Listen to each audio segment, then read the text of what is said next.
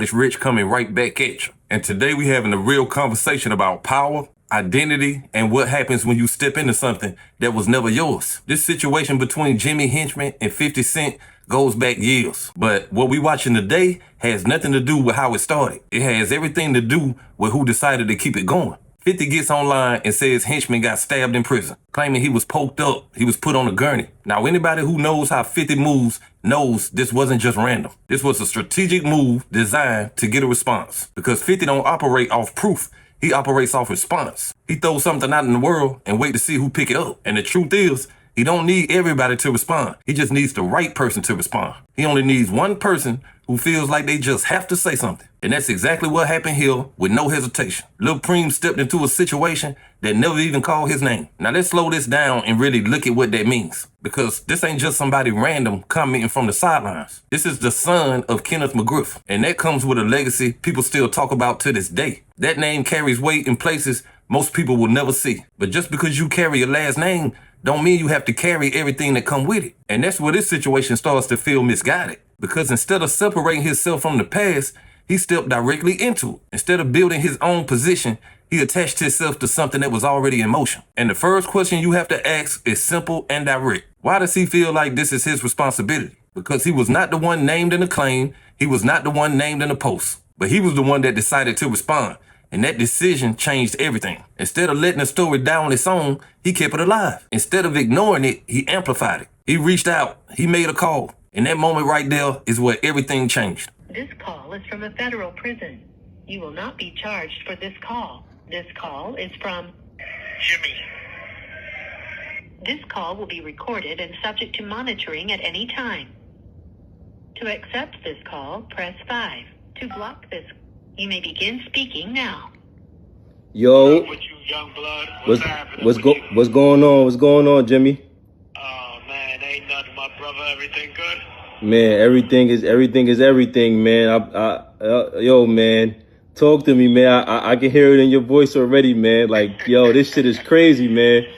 Well, liars always be liars, and when people always listen to rappers, that's what they gonna get. They gonna get a bunch of lies, right? Especially lying ass rappers. Yo, But at the end of the day, I'm well and fine, brother. you good, right? And that joint is a false rumor, right? False rumor all the way, man. I've been down 15 years, and ain't nothing has happened to me, man. And so, let's make sure that people are clear. You know what I'm saying? Yeah. I ain't never been to no PC. I ain't never been ran up. Nothing ain't never happened to me. No, I ain't never even had an argument since I've been down. So, all this stuff about this the second time this liar done put a rumor out there that I got stabbed up, right? I'm fine and well, brother. I'm in population. Ain't nothing wrong with me. It's all love over here, man. What? Only concerned is coming home, man. Exactly. Back to my family. Why you think that he keep putting them lies out there about you? Like, what is it? Like, what do you think it is?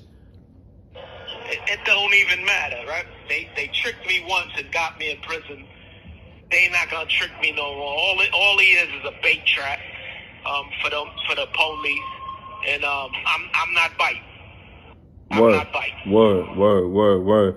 You know what I'm saying? I got like 15 calls about the whole situation when he posted that joint, because you know he got me blocked on his page, so I can't even see it. But 15 people called me, and I'm like, oh man, I hope OG ain't no. And I'm like, you know what? I'm like, yo, that it gotta be a lie. Ain't nothing happening to Jimmy in there, man.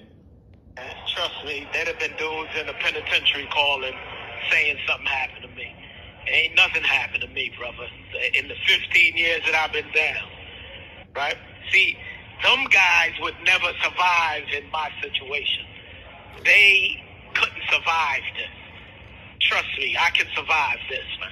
Not letting these dudes trick me again, trick me out of my freedom. It's all love, brother. It's all good, man. Tell your pops I said what's up, and it's all love, all right? Love. Now we can really break down what just happened without touching just the surface level. Because this was never about clearing anything up. This was about feeling the need to respond. If nothing happened, then nothing required a response. And that's just a fact. And the moment you respond to something like that, You give it life whether you meant to or not. And that is exactly how somebody like 50 Cent controls the narrative without ever leaving his position. He don't need to prove nothing. He just needs you to respond. Because the moment you move, you validate the story, even if you are trying to deny it. You turn a rumor into a moment, and a moment into a discussion that keeps going. And now we got to look at another layer that people are not talking about enough. Why is a man who's locked away even addressing this at all? That tells you everything you need to know about how far this reaches. When one person can say something and it travels through walls and gets a response, that's power. But here's where the situation gets even more questionable. Did he even know he was being recorded during that conversation? Because if he didn't know, then this changes the entire energy of what we just saw. Now it's not about defending somebody. Now it looks like you were using somebody else's situation for attention. And that's a dangerous place to be, especially when you're dealing with people who know how to manipulate moments. Because now you're not in control, you just reacting. And that's where this situation evolves to something bigger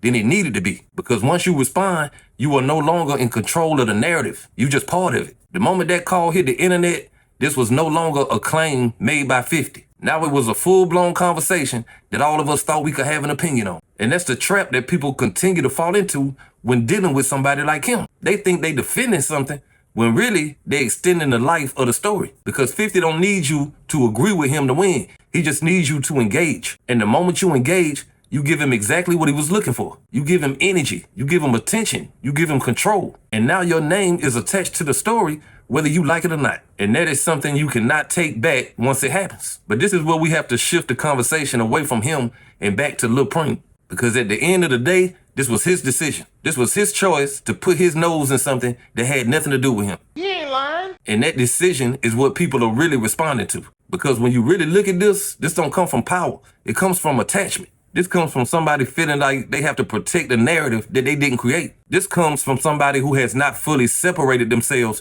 from the shadow of where they came from. And that is a real conversation that needs to be had. Because a lot of people find themselves in that position without even realizing. They spend their time defending, explaining, and involving themselves in things that ain't got nothing to do with them. And in doing that, they lose the opportunity to create something that's actually their own. And that is the real cost of this kind of movement. It's not just about the moment. It's about the direction your life is going. Now let's talk about the difference between identity and legacy, because this is where everything starts to make sense. Legacy is what you come from. Identity is what you choose to become. And the problem happens when people confuse the two. They think protecting the legacy means repeating the same patterns. But real growth comes from breaking those patterns. Real power means building something that don't depend on what came before you. And right now, he don't look like somebody building his own lane. And the bottom line is everything don't require your response. Just because you can speak don't mean you should. Sometimes the smartest thing to do is to let something die without ever touching it. Because the moment you touch it, you take ownership of it.